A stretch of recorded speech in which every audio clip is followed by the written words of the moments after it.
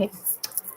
Welcome everyone to day 3 of our Climate of Emotions virtual retreat series and for joining the panelists and myself. I'm Insia and I'll be moderating the panel discussion today. So Anthony Lazarowitz, an expert on climate change communication at Yale University said, "It's real, it's bad, scientists agree, there's hope." Day one's theme, newly emerging, related to acknowledging where we are today, honoring our feelings about the planet and injustice, and thinking about the messages our emotions are giving us in taking the next steps into creating a hopeful future.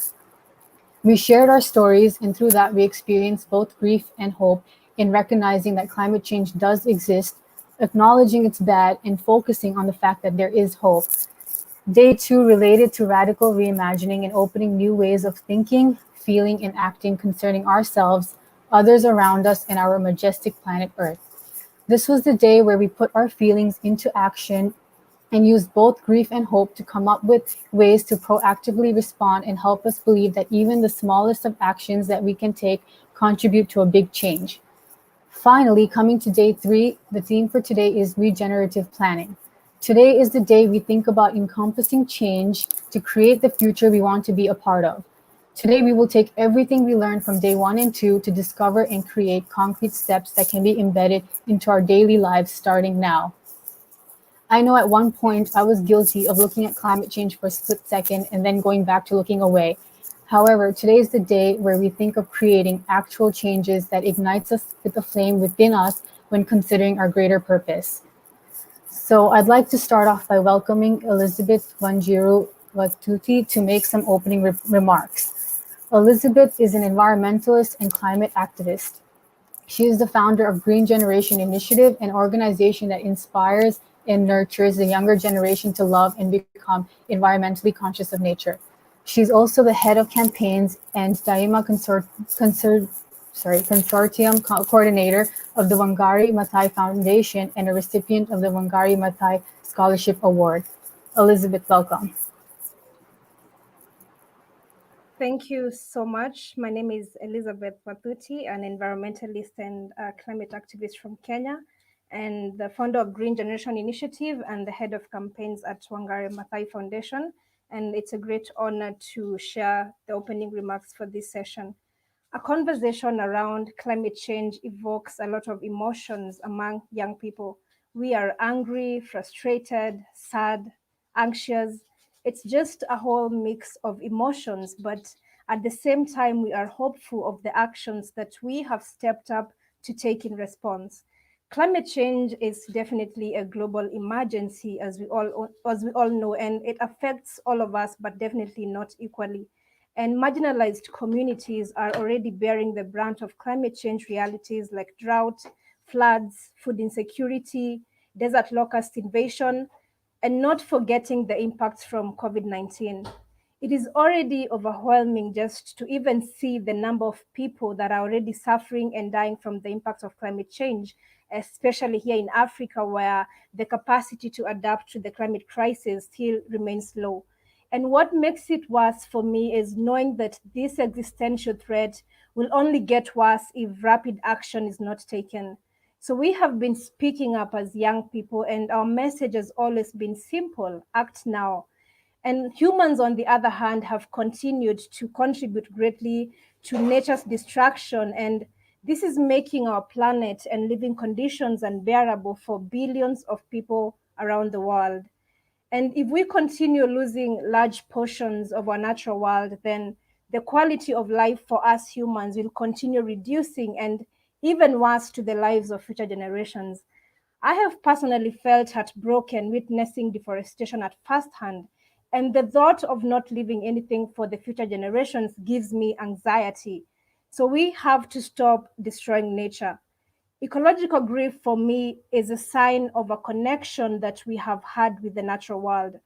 I personally have joyous childhood memories of times that I have spent outdoors enjoying the beauty of nature, from the trees ahead of me, the bushes beside me, the birds singing, the clean streams and rivers flowing just near my home. And this has made me love nature. And in the process, I feel the pain of nature that is every day caused by environmental degradation. And to see nature suffer because of us is like cutting yourself with a knife.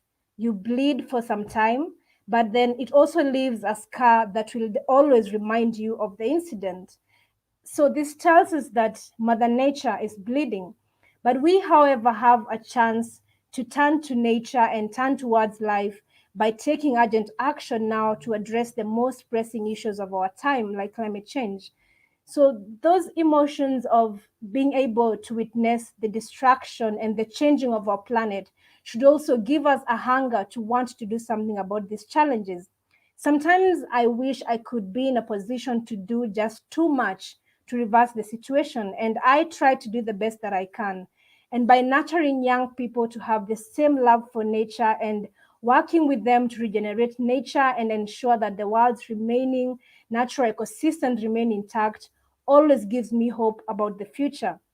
If we continue to engage in activities that are harming nature and our planet, in the end, nature may recover, but humans will not. And I'm always inspired by my favorite quote from the late Professor Wangari Maathai, who always said that those of us who understand and who feel strongly must not tire, and we must not give up, because the burden is on us who know. Those who don't know are at peace, and it is us who know that get disturbed and are caused to take action. Thank you very much.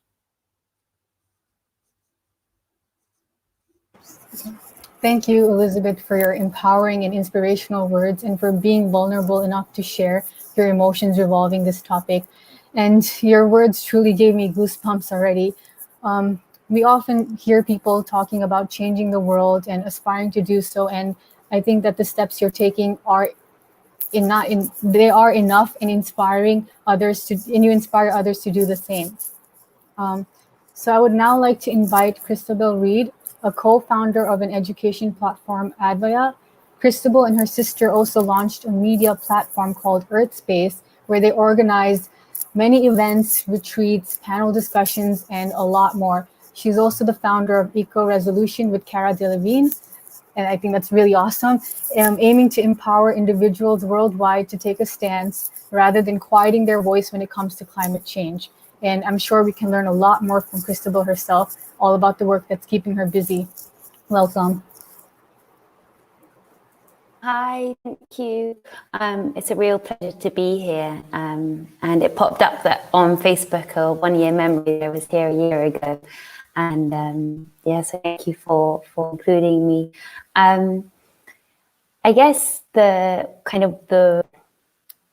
what drives my work with Initiative Earth is a new charity we've set up, which encompasses EcoResolution now, and then Advaya, which is something separate, but all interconnected, is this belief that the world, that another world is possible. You know, that humans have the capacity to create transformative change within themselves and external to themselves. And this desire to kind of ignite collective imagination for futures that can thrive, for futures that can have cultures that center well-being of people, the true well-being of people, that center nature, that revere nature, and that are founded not on this idea of hierarchy, polarization, and separation, but on this idea of interconnectedness, of collaboration, of community. And then so that passion kind of drives the work that I do in these different ways. And yeah, perhaps I'll leave it there for now. So thank you, Christabel, for your passionate words. And I especially love how you talked about community and collaboration, and you're shifting the focus from individuals thinking only about themselves and to those directly around them, to thinking about the bigger picture and the greater order per se. And this is exactly what today is about. So I'd like to once again thank Elizabeth and Christabel for your warm and powerful introduction and sharing the steps you have taken in the journey towards changing the world. Before welcoming all the panelists, I would once again like to remind and strongly encourage everyone to register for the small group co-create sessions and the collab sessions. This will provide you with an experiential aspect of climate of emotions and help you connect what you learned today and here into real life situations, thus gaining a better understanding of what we're all about. There is also a self-study guide provided when you sign up. So today is the last day and be sure to sign up. So one of the key ideas of emergent strategy is small is all. It's about the fractal nature of change, and what changes within us at a small scale ripples outward to change the world.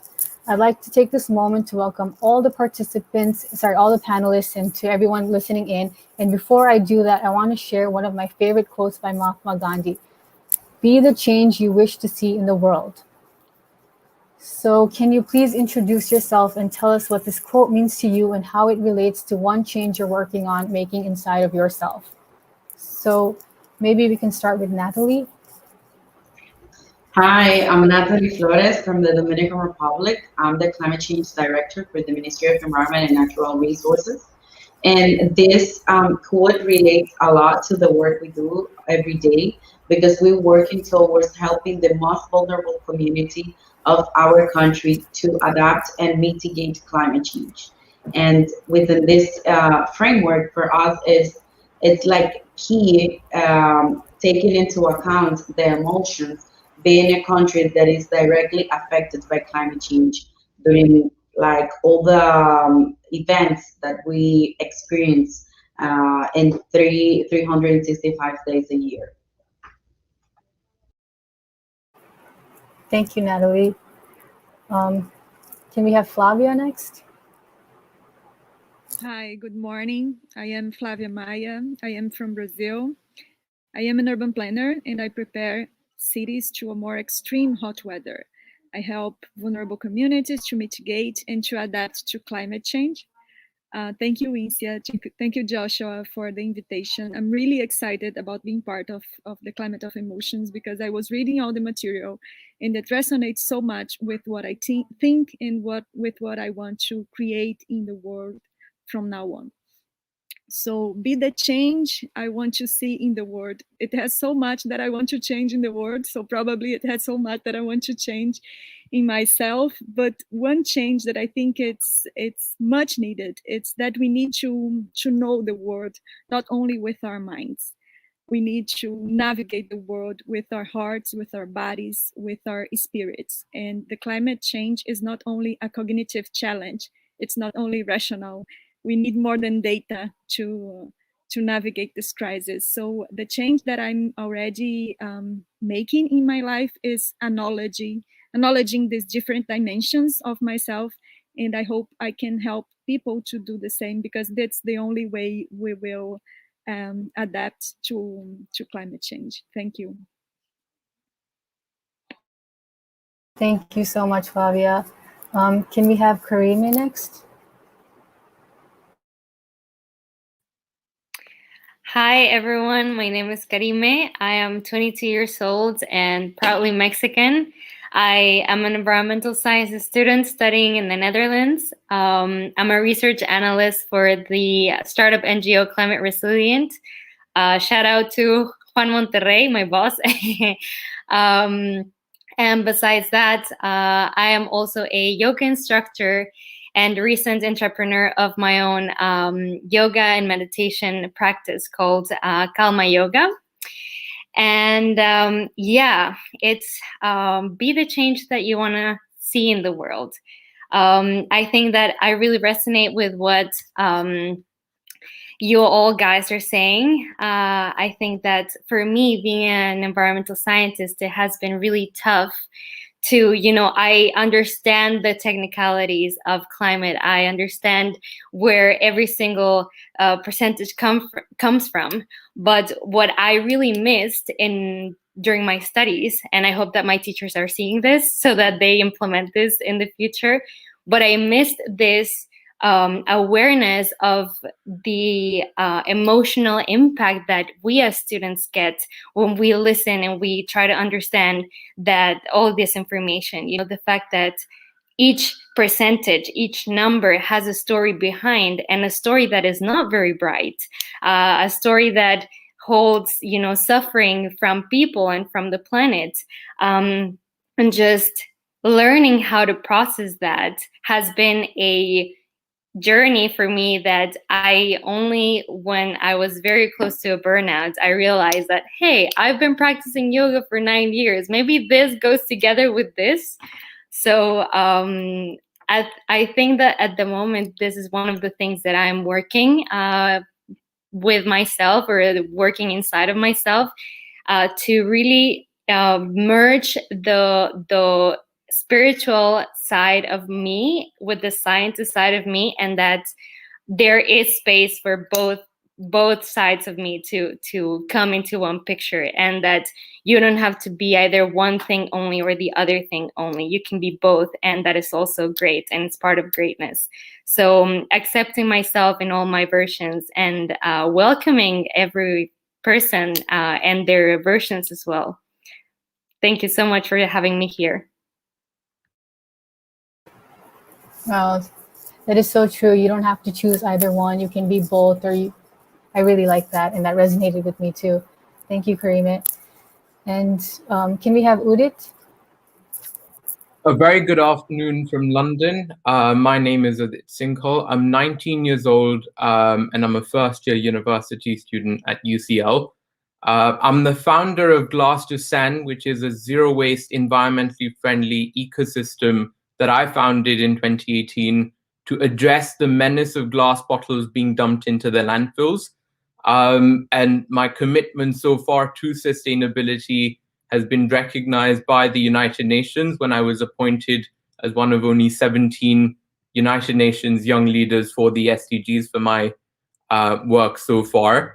I guess talking about the one little change that you want to see, and the change that you want to make, I would talk about the need to stay abreast of your surroundings, the need to be aware, and the need to not just stay around and wait for things to happen.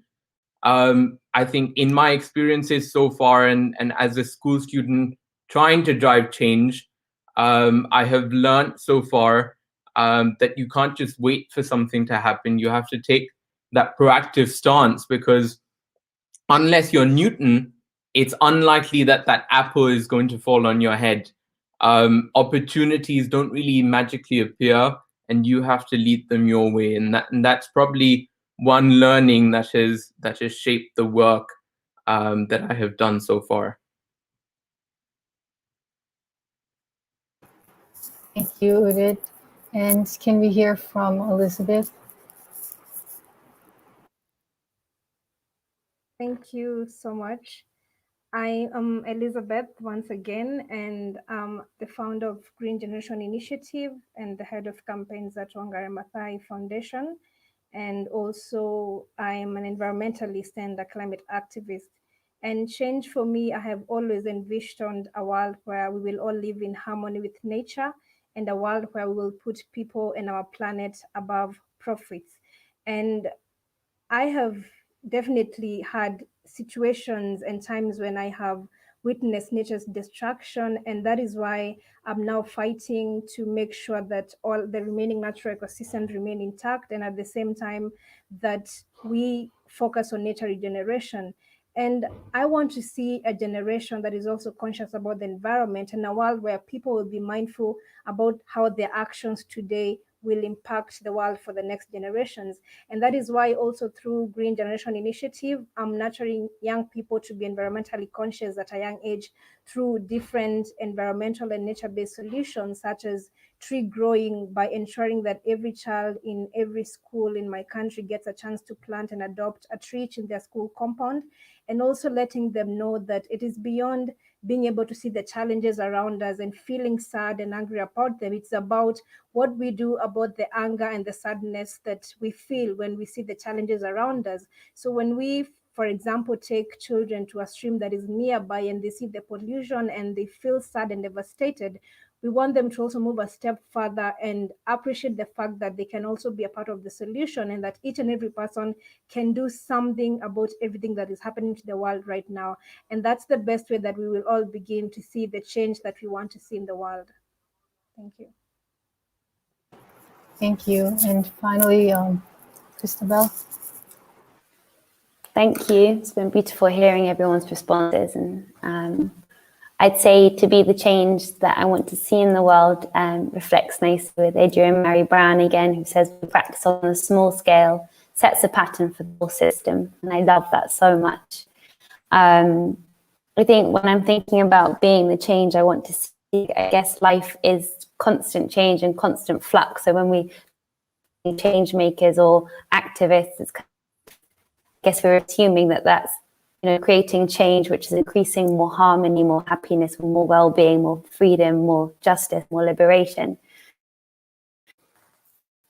I'm big on the kind of macrocosm and the microcosm, and believing that we can be moving towards systemic change in the external sphere, but that must also be a reflection of the internal sphere as well, because the world is made up of changing, adapting systems, and that my body is as well. You have your respiratory system, your reproductive system, all these systems that we want to be functioning in a life-affirming, harmonious manner. And in the same way, we want to see that with economic system, the food systems, you know, global big systems and local systems as well. How many times have I said systems? So be the change that I want to see in the world is a big, a really important aspect of work that also can help to reduce the overwhelm, because, you know, we can envision where it is we want cultures to be, like how we want to see cultures transform, and that can feel like a huge task. But to be able to take it back to the microcosm, be like, what are my actions rooted in right now? Because, you know, if we want to be creating regenerative cultures, our approach to activism must also be regenerative.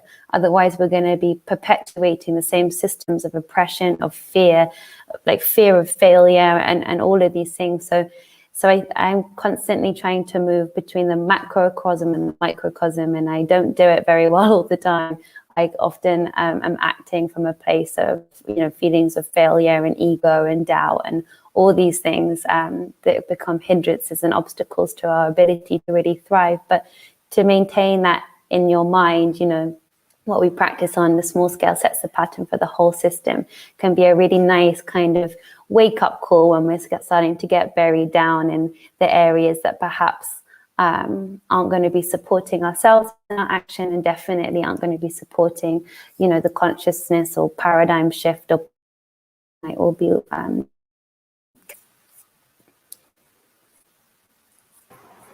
So thank you everyone for sharing. And I heard all of you mention awareness, especially awareness of our surroundings, emotions, and our actions. And being aware is what enables change and for us to be the person we want to truly be. We learn from our experiences. It teaches us to be more flexible, to improve on different things, and it gives us an opportunity for growth. Change provides us with strengths, it provides us with new opportunities, and it often grants us the ability to open a new chapter, even sometimes a new book. But sometimes change can be tough, especially in a world that often feels deeply divided and polarized.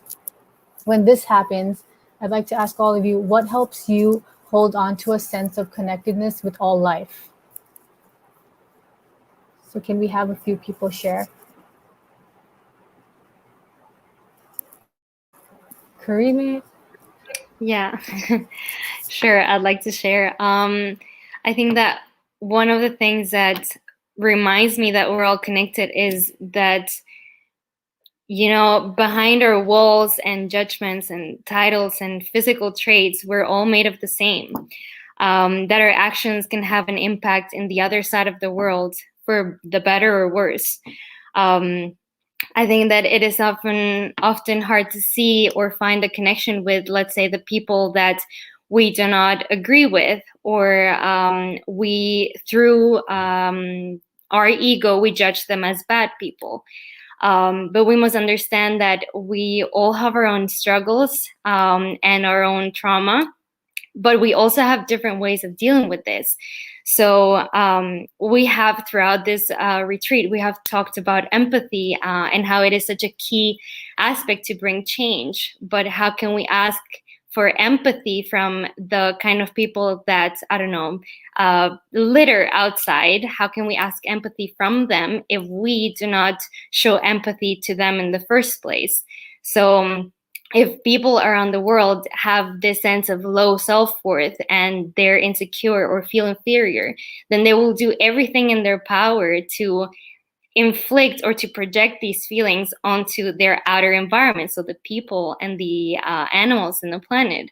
So I believe that if we all have compassion for each other and for ourselves, then the rest of the people around us won't feel the need to be oppressive or to inflict superiority and damage the environment the way that they are doing it now. So if we start developing a connection with the people and the institutions that we have labeled as bad, or the bad guy, and begin to think, okay, what is it about this situation or person that is triggering me so much, then we can take it into ourselves and heal the aspects that these people are bringing out to the outer world, let's say. And this is in order to make the world a better place, not only for you, but also for everyone and everything in it. So let's say if I'm compassionate towards everyone and everything around me, then the same will be returned to me in one way or the other. So basically, plant what you want to harvest, and everyone will benefit from it. Because in the end, whether we like it or not, we're all in this together. And yes, I just quoted High School Musical, but I feel like that's a very powerful statement. So I think I think I answered your question. Thank you so much. Flavia, do you want to add anything? I really like the quote. But yeah, when I think about interconnectedness, I think about relationships with ourselves, others, and nature. And when I nourish the relationships with myself through contemplative practices such as meditation and yoga, I sense a deep sense of connection with the cosmos, with everything that surrounds me. But another powerful way of feeling connected is just surround yourself with like-minded people, with beings that are in this journey with you, that are not guided by fear, but by a sense of courage and hope. And it's an act of rebellion. It's a radical act to do so, because the systems that we are living in, they are designed to make us feel isolated. To read a powerful quote that I found on the workbook of Climate of Emotions that says that capitalism relies on each of us imagine ourselves as essentially isolated, lonely, competitive economic agents. It relies on us imagine that the system is the natural expression of human nature, or that it is too powerful to be changed, or that no other system could ever be desirable. This is a quote from Max Haven in Crisis of Imagination. And then in the workbook, there is another powerful quote. You will not heal the world alone. And although there are many systems in place that make us feel isolated, you are not alone in imagining, embodying, or creating a better world. So this is my belief, that when you challenge this feeling that you are isolated, you are more able to promote the change that you are committed with.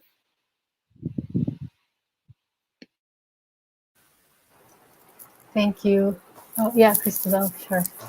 Thank you. I want to add to Karime and Flavia, because so beautiful what you said. And I think capitalism can also be seen as like a mental health crisis machine, in that it breeds isolation and it breeds competition and these power structures, which then must also breed oppression as well, through hierarchy.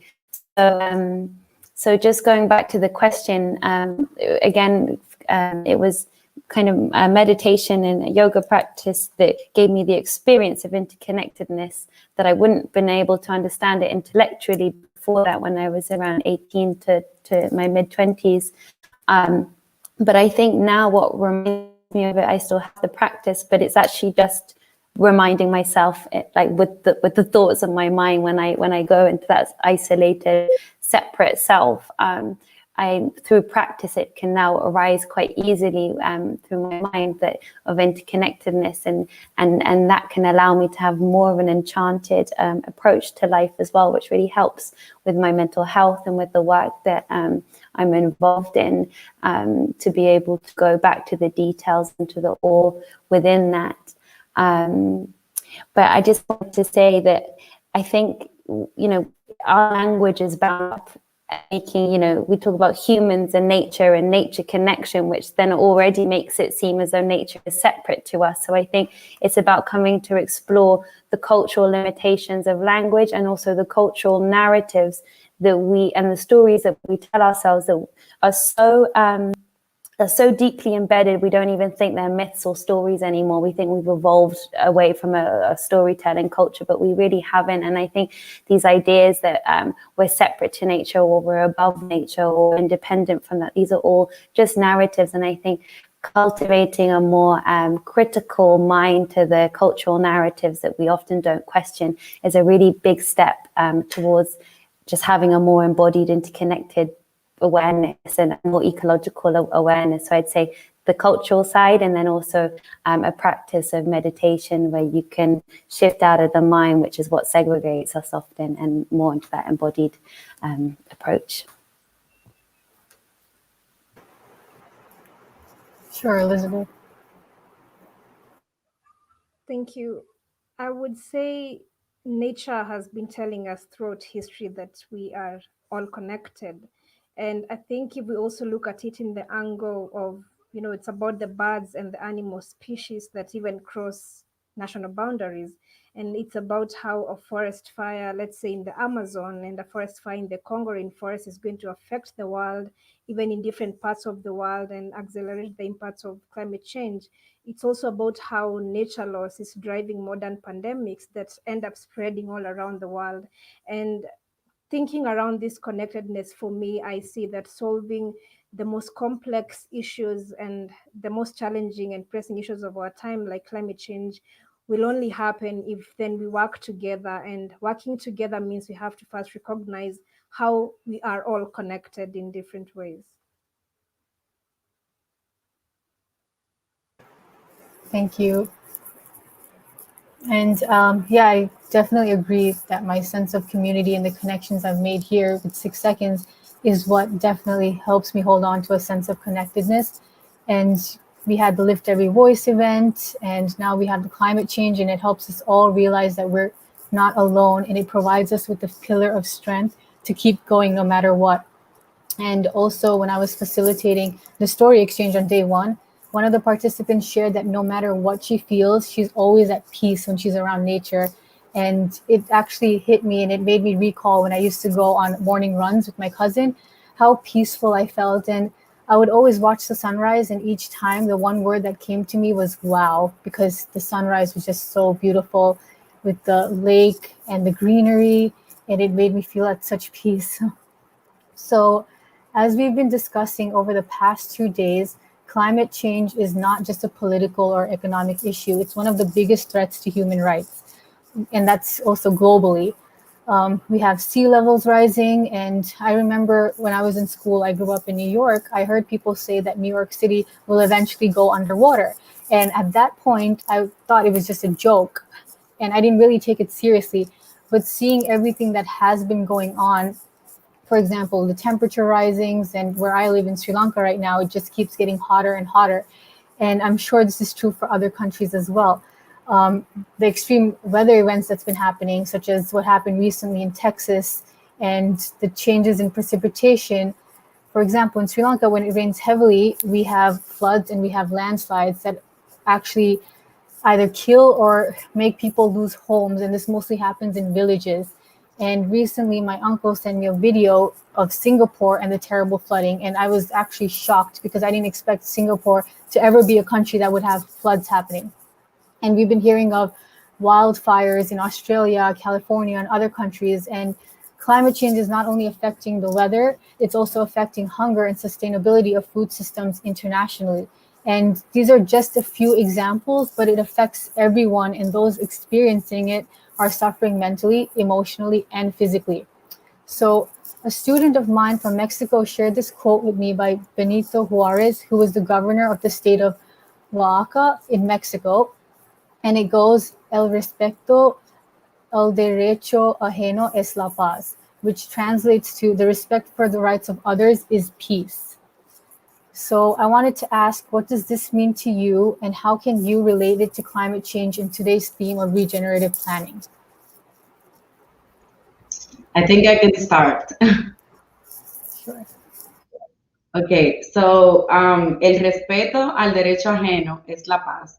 It's basically a quote that we Spanish-speaking countries use to explain until which point, like, our respect reaches other people's life, or where other people's life starts. I relate this to climate change because in the past around 10 to 11 years, I've been working on this topic from the policy side of it. So basically, we take into account science-based research, as you just mentioned, that is happening around the world, to apply this policy to the most vulnerable people. I always relate climate change with vulnerability, because this is something we have to work towards. So, and the way in which I see respect within this framework is how we only think in ourselves. Like, when we have these issues, we think it's never going to happen to us, or it's never going to happen to our community, or these are floods in Singapore, perhaps these are floods in London, just to give an example. But at the end, we are losing respect for the vulnerability of another person that actually is in risk because of our actions. So I relate respect with the actions we take towards climate change, because I mean, it determines the variability of the planet that we as humans are changing. Another important issue from the framework of respect is having empathy, as you just mentioned, but also put ourselves into perspective. When you put yourself in perspective, and for that, I mean, like, to put yourself on other people's shoes, it's the only way you can actually take actions for things like climate change. Climate change is changing not only nature, but also the way in which we relate to each other, the way in which we live, the way in which we are affected by things like this pandemic. And I think it's important to understand that empathy, putting ourselves into perspective, and respect are all linked to each other. And maybe right now, because we prepare ourselves, we've been learning from emotions, from our like psychological stage, because we took our own situations in our hands to cope with everything that is affecting us. But in this sense, I think that as a policymaker, in my case, for me, it's important to put myself into other people's shoes, and that way I can respect them.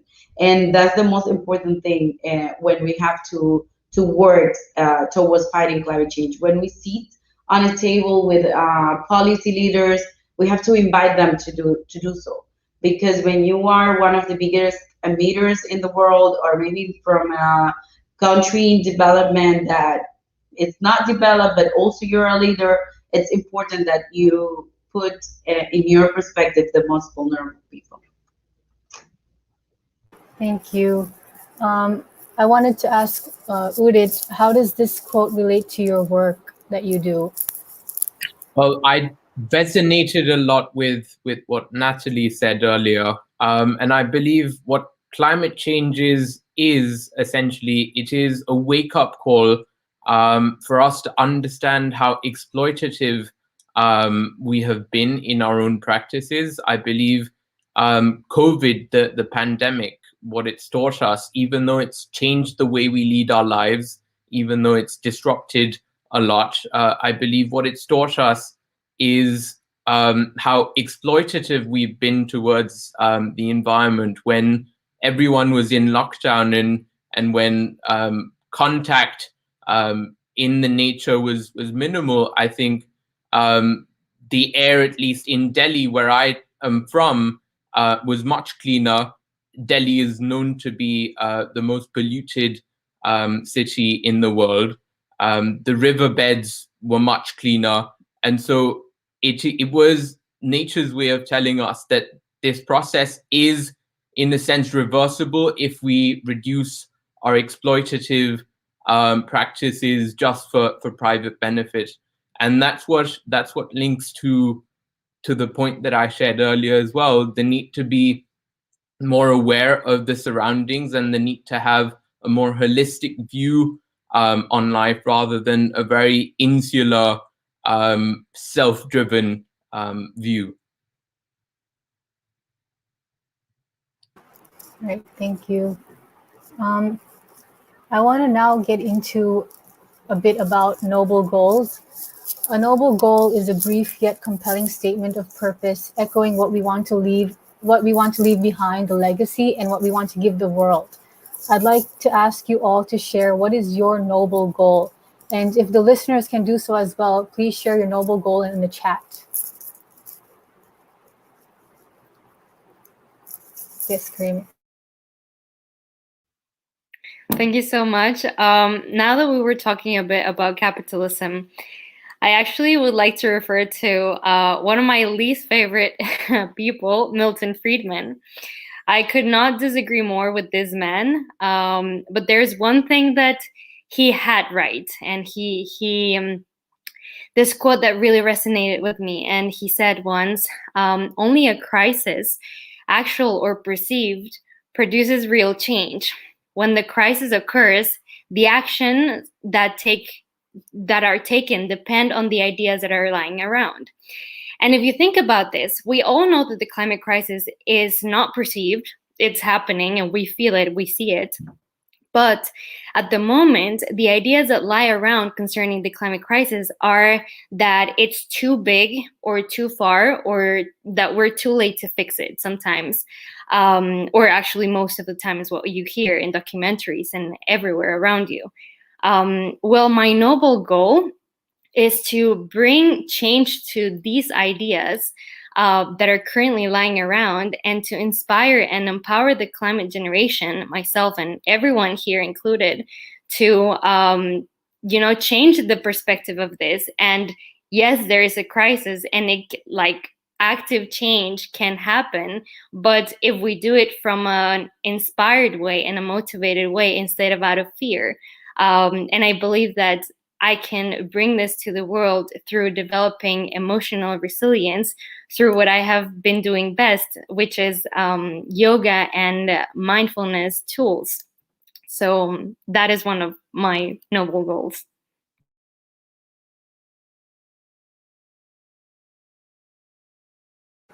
Forgot to press unmute, sorry. Thank you so much for sharing that. Would anyone else like to share? I can jump in. I have been thinking about noble goals since I read the concept. I think it's a super powerful tool to expand our imagination about what we can do. I don't know if I can summarize my noble goal, but I can tell you about a concept that has been inspiring me a lot to pursue my goals, which is the concept of humanocentrism, developed by the Brazilian physicist Marcelo Gleiser. And he says that we need to understand our role in being guardians of the nature. If we understand the way the cosmos was originated and how we are in a unique position to protect the planet, we will understand the centrality of our roles. So this has been inspire me to think, to act locally, to think globally, but to feel cosmically. And there is nothing mystical about feeling cosmically. This is not about astrology, it's about actually astronomy, to understand how the universe is immense and it's expanding, and we are the only life that we know that can destroy or can create and rewild nature. Thank you so much. So we have a few people in the chat that said to grow authentic connection with myself and others, to be brave enough to be and strong enough to do, and in so doing inspire others, to inspire compassionate wisdom feeling that happening here today, and increasing equity and empathy within the law enforcement community by building positive relationships. So thank you for sharing your noble goal. And my next question is, what song or movie or even work of art resonates with your sense of purpose? And what are some feelings that support or guide you? And I'd also like the listeners to write their answer in the chat as well.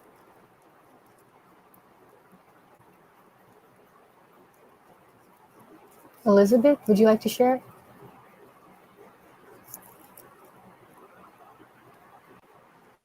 Yeah, sure. Thank you so much. I would say that maybe to begin with some of the feelings that resonate with me a lot, and the fact that the things that really motivate me every day is how I have been able to witness and how I've been able to see the changes in my own landscape back at home, and the way I've been able to really see the fact that people need to change their mindsets about how we view nature, and just to realize that not everyone around the world values the natural world in the same way that I do is something that really makes me want to change that among people, and something that makes me want to really make everyone understand that nature is beyond what we just see with our eyes. It's about our future, and it's about everything that really connects us around.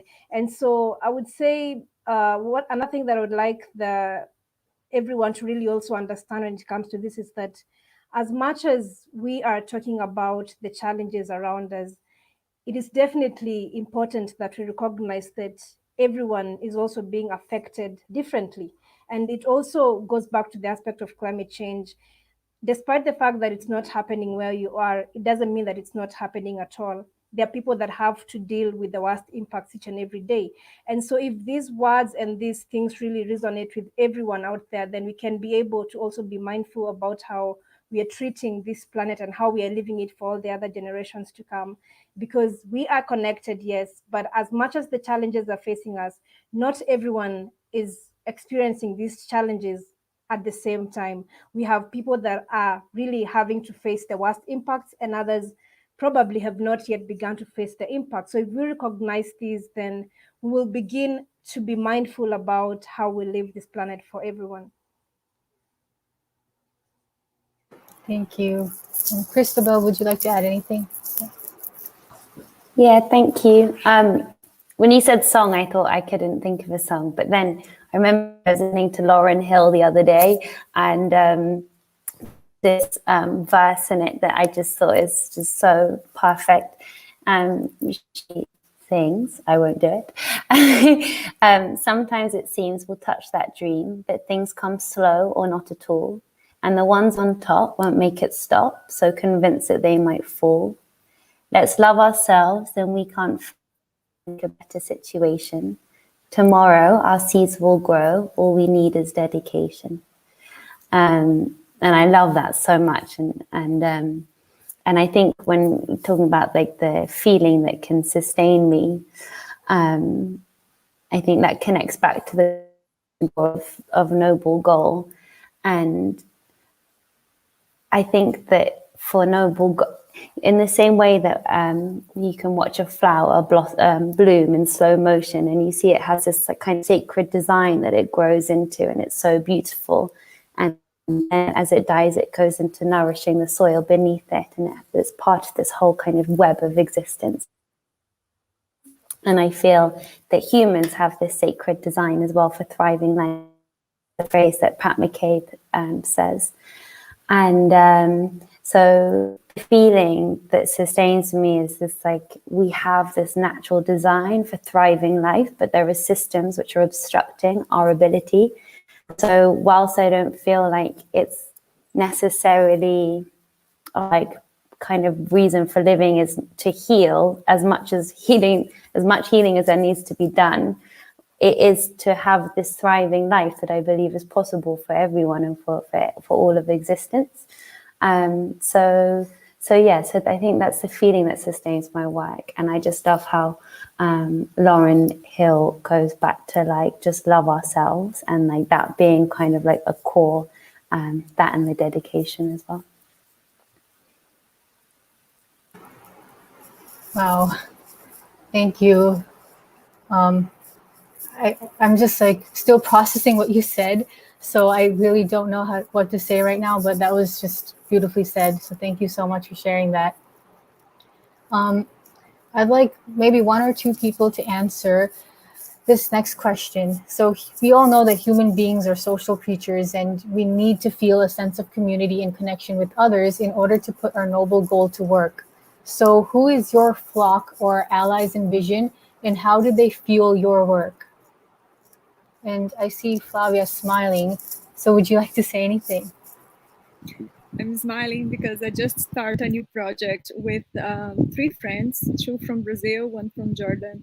And every time I think about promoting change, I think about like being surrounded by like-minded people, but also people that you love. I think climate action is love in action, and we need to put love into motion by connecting with those who care about the same issues that we do, but also have the courage.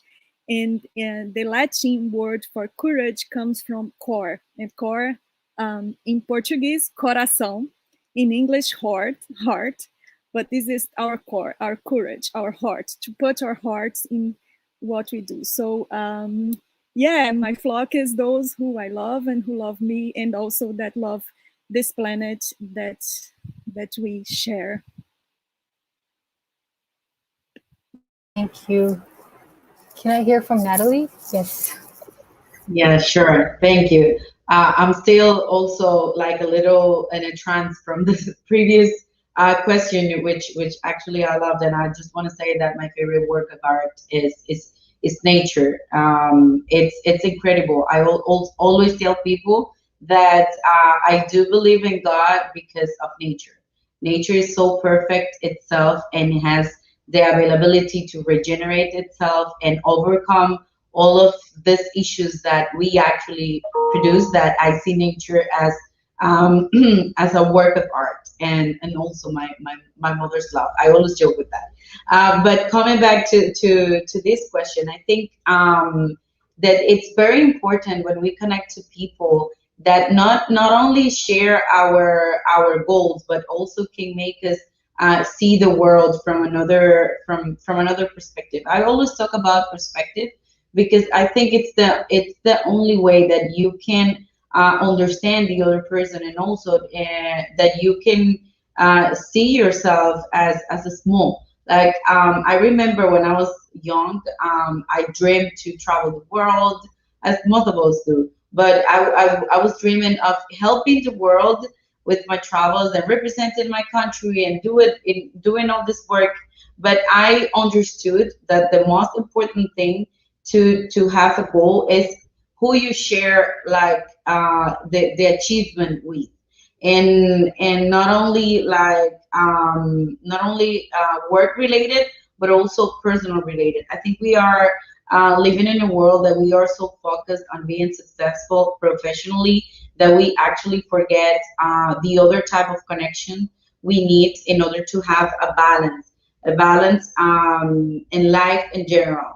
Once you have somebody to share what you achieve with, then you will have more meaningful connections in the way in which you can actually help the world, either with your job, with your personal, like day-to-day or daily basis, or elsewhere. So I think my allies and my vision are friends like Juan that we actually mentioned early in this panel, because it's this type of person that can think of us like, oh my God, I share my vision with this person. She will be extremely useful to participate in a panel like this.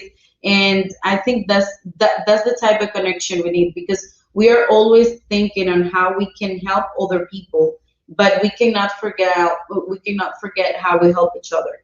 So that's the type of connection we should look forward to. Like the people that can help you not only to achieve your professional goals, but also share like your achievements, and also that can help you to not to think that you have the absolute truth of everything, because we usually grew like trying to make a point that we are right on everything. But once we are humble enough to understand that other people have a reality and that's their truth, then we can achieve like this balance we need in life to keep going.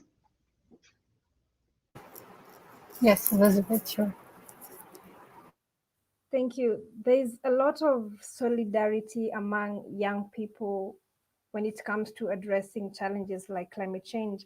And so I would say all of the young people around the world who are tapping into their skills, their passion, and their techniques to really step up and not just call out leaders to take action, but they're also carrying out little steps around their communities to be able to change the world, are among the really great group that really fuels my work.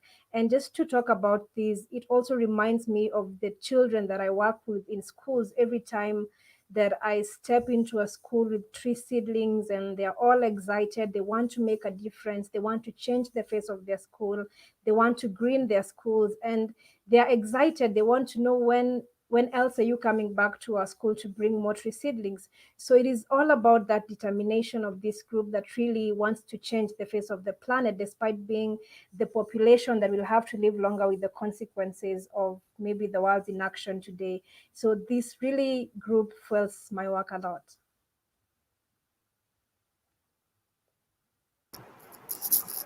Thank you. And yeah, I always believe that, when you have a good set of allies, we know we're not alone in our stand, and it truly gives us motivation and in turn passion for what we do, and we just want to do more and more of it. So noting the time, I'd like us to do a quick round to answer this question. Today's Climate of Emotions focuses on embodying change. So after hearing the other panelists speak, I want to ask, what is one change you're committed to now more than ever?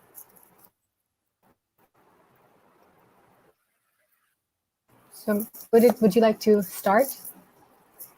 Sure. I think one change that I am committed to, and after hearing many opinions and perspectives on climate change and on sustainability, I believe it's empathy, and I believe it's learning from empathy.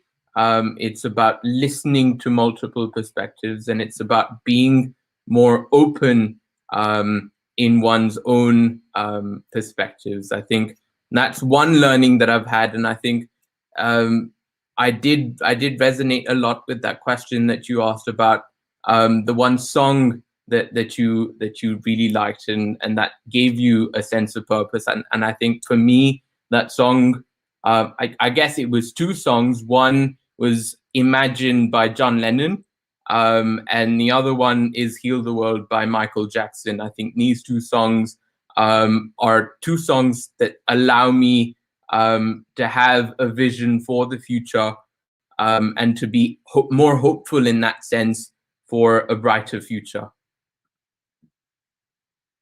Thank you. And that was my song too, Imagine by John Lennon, and Waiting on the World to Change by John Mayer. Thank you. Christabel, would you like to go next? Sure. I think that I've been in a kind of not climate of emotion, like a hurricane of emotions over the past days. And it's been wonderful to have these questions asked, because whilst I feel they're embedded into me, it's very easy for me to go into like unregenerative places in my mind and things. So a beautiful nudge back onto the lighter side, and to just come back to the practices and to the cosmologies and that I have to help guide my work and maintain good mental health in the meantime. Thank you. Elizabeth?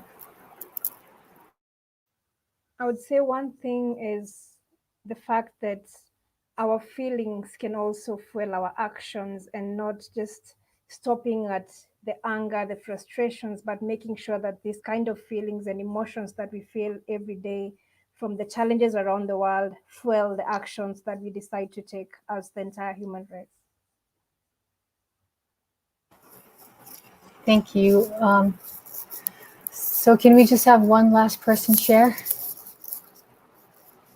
Yeah, what Elizabeth said resonates with me so much, because I think when we discuss and we gather together to talk about our resilience, human resilience, our ability to self-manage our emotions, we are not thinking about just bringing peace to ourselves. We are preparing to the fight, right? We are preparing to the struggle.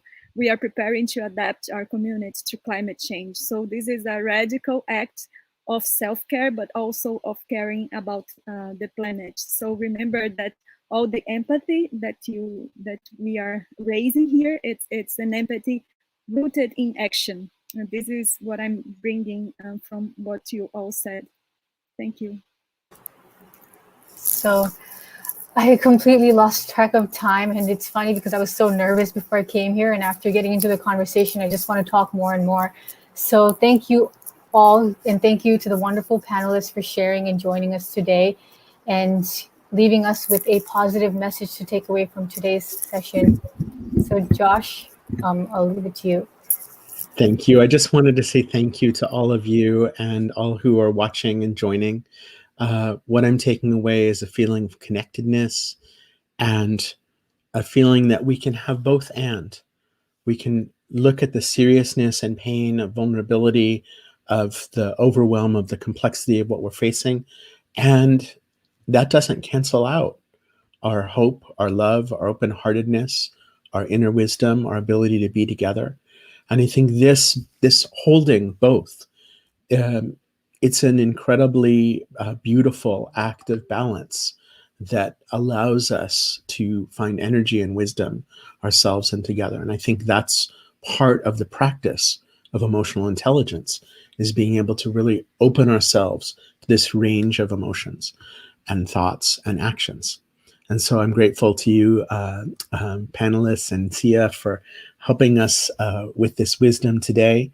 And I want to encourage everyone, if you haven't yet, there's still time to join some of the co-creates and collabs today. The co-create session today is all about this.